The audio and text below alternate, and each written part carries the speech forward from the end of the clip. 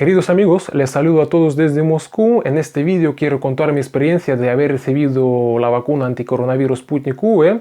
¿Por qué estoy grabando este vídeo? Un formato poco habitual para mí, porque creo que la situación tampoco es habitual. ¿En qué sentido? Primero, yo estoy recibiendo prácticamente una lluvia de mensajes en mis redes sociales o en servicios de mensajería que tengo instalados en mi teléfono, donde la gente de todo el mundo me pide hablar un poco sobre la vacuna y proporcionar algunos detalles. Además, está a punto de despegar el avión que llevará a la Argentina el primer lote de las vacunas rusas. Por lo tanto, yo creo que es un momento oportuno para hablar al respecto. Entonces, hablando sobre mi historia, sobre mi caso particular, yo creo que mi historia es bastante aburrida. Voy a explicar por qué. El primer pinchazo lo recibí el día 27 de noviembre, el segundo lo recibí aproximadamente 3 semanas después, es decir, 17 de diciembre. En ambos casos yo presenté las mismas síntomas, una leve subida de temperatura hasta 37,5 en el día justamente de recibir el pinchazo. El día siguiente a esta temperatura se añaden leves dolores musculares y en el tercer día, a partir del tercer día, ya nada prácticamente, como si nada hubiera pasado. Por eso yo digo que mi historia es bastante aburrida y bien nada que contar respecto a algunos efectos colaterales. Pero no obstante, yo creo que sí se puede aportar algunos detalles interesantes porque en el centro de vacunación a donde yo acudí, ahora hay mucho más, prácticamente decenas de centros de vacunación aquí en Moscú y en otras regiones, en el marco de la campaña masiva de vacunación anunciada por el presidente Vladimir Putin.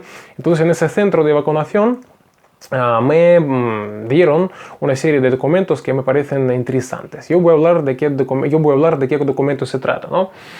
Se trata primero de este folleto, está escrito en ruso, pero yo trataré de traducir al español para que más o menos se pueda entender de qué se trata. Es un folleto que contiene una información importante para el paciente. Primero se dice que la mayoría de las personas que reciben la vacuna no presentan ningunos síntomas, pero no siempre es así y ciertos síntomas, en realidad no hay que tener miedo de esos síntomas, es normal y dicen que esos síntomas, ciertos síntomas, ¿no?, que significan que ya empieza a generarse la inmunidad, anticuerpos. ¿Qué es lo que se dice en ese contexto? Que un 10% de los pacientes lo que presentan es debilidad, cansancio o náusea. Entonces, un 6% de los pacientes pueden presentar síntomas como escalofrío, fiebre, dolor de cabeza o temperatura se aumenta por encima de 37 grados y incluso puede subir por encima de 38 grados. En ese contexto ellos dicen que habría que tomar algunos medicamentos para bajar la temperatura y solamente en caso de que la temperatura aumente por encima de 39 grados y permanece durante 4 horas esta temperatura, habría que llamar ya al médico. Luego un 5% de los pacientes pueden tener un picazón en el lugar de la inyección, 1,5% de los pacientes pueden tener congestión nasal o carraspera en la garganta y menos de 1% de los pacientes pueden presentar síntomas como subida de presión o aceleración de la pulsación. Entonces de eso se trata, de eso informa ese documento, donde se añade además que la persona está protegida ante el coronavirus o esa vacuna demuestra esa eficacia del más de 95%, 2-3 semanas después de recibir el segundo y último pinchazo. Se subraya en este documento. Bien, entonces, primer documento que me parece importante y que contiene información importante. Otra cosa, respondiendo a las preguntas de muchas personas que me llamaron, o yo incluso he visto algunos medios diciendo que aquí se está forzando prácticamente a la gente a recibir esta vacuna. Bien, aquí no se está forzando a nadie. Yo voy a mostrar otro documento, es el permiso, el documento que hay que firmar en el caso de que el paciente está de acuerdo con que le van a poner esta vacuna o que no está de acuerdo con que le van a poner esta vacuna. Es decir, por ejemplo, aquí hay que llenar sus datos personales y luego la persona que firma este documento lo que confirma es que está al tanto sobre el objetivo de esta vacunación, que esta persona confirma que no tiene algunas enfermedades que impiden que le hagan esta vacuna. Es decir, que aquí tú puedes decir o que estás de acuerdo con que te pongan la vacuna o que no estás de acuerdo. Entonces aquí la gente no está forzada, se firma este papel muy detallado. Bien, realmente muy importante ese papel. Y hablando sobre el tercer y último documento, en mi caso, bien, es un documento especial porque es el certificado de haberse sido vacunado ya, yo lo tengo. Yo voy a abrirlo.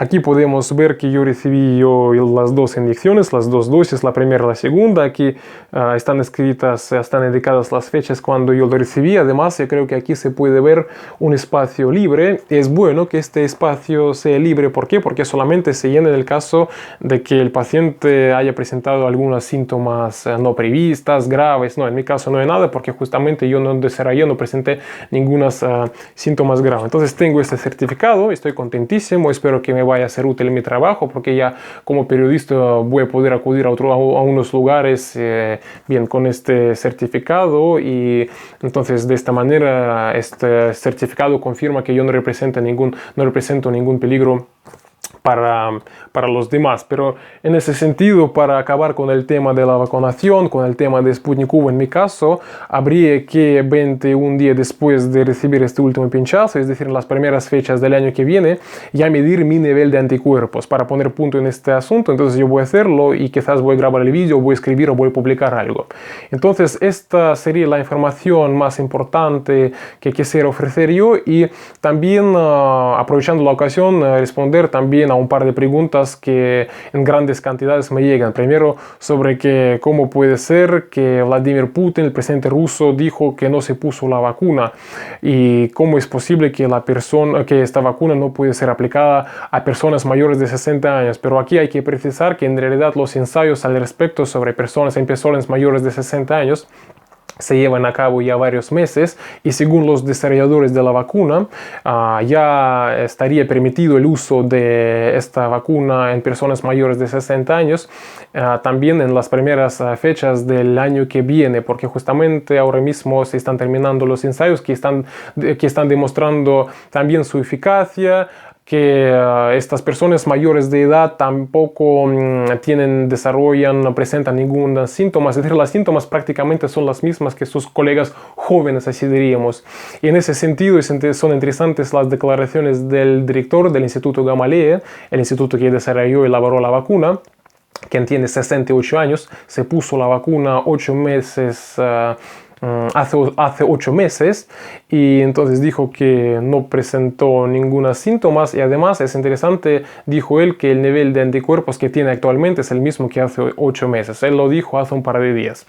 Yo creo que es una información importante, así que no hay que no hay motivo para escándalo porque realmente bien lo que yo vi en la prensa, por ejemplo, argentina, me sorprendió un poco y para mí es una muestra más de que realmente nosotros los rusos estamos más tranquilos o más fríos, como dicen algunos, y los latinoamericanos parece que realmente tienen esa sangre caliente.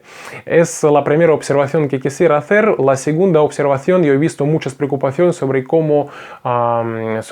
digamos, la logística de esta vacuna, sobre la posibilidad de suministrarla a distancias tan largas como por ejemplo esta distancia entre Rusia y Argentina, pero en ese sentido también habría que informar que por ejemplo la vacuna rusa que ahora se está produciendo en la parte europea del país ya está presente en todas las regiones de Rusia. ¿Qué significa eso? Por ejemplo, está en el lejano oriente ruso, ubicado a miles y miles y miles de kilómetros de la parte europea de Rusia, siendo Rusia el país más grande del mundo. Es decir, que Rusia sí, es decir, que sí hay posibilidad de suministrar esa vacuna a largas distancias y se informa que, o dicen los desarrolladores, la información oficial es que esa vacuna para conservarse necesita 18 grados bajo cero, pero en realidad los desarrolladores acaban de decir que todo apunta a que se podrá conservar esta vacuna a una temperatura incluso 4 sobre 0, es decir, que incluso se podrá conservarlo de unos frigoríficos a pie de casa. Es decir, que esto va a facilitar la logística y todo ese asunto. Entonces ya no se trata de 18 grados bajo cero, pero también es una información que se confirmará y se anunciará dentro de poco. Y terminando ya mi informe, yo así diría, me pareció interesante que cuando me pusieron la vacuna, la segunda y última dosis, y entonces me dijo la señora, la médica que me puso esta vacuna, que soy un héroe, pero yo quiero subrayar que en realidad no me considero un héroe, sino que los héroes en estas circunstancias son justamente los médicos, que ahora mismo están salvando las vidas, los científicos que están elaborando soluciones como esta vacuna, y además yo creo que es importante señalar que porque en Rusia quizás tenemos más confianza y más tranquilidad ante esta vacuna, porque estamos al tanto de quién es el desarrollador de esta vacuna, el Instituto Gamaleya, que cuenta con mucha historia. Esa plataforma tecnológica sobre la cual se desarrolló la vacuna ya existe desde los años 80 del siglo pasado. En la misma plataforma, por ejemplo, se elaboró otra vacuna rusa contra el ébola, que demostró su eficacia.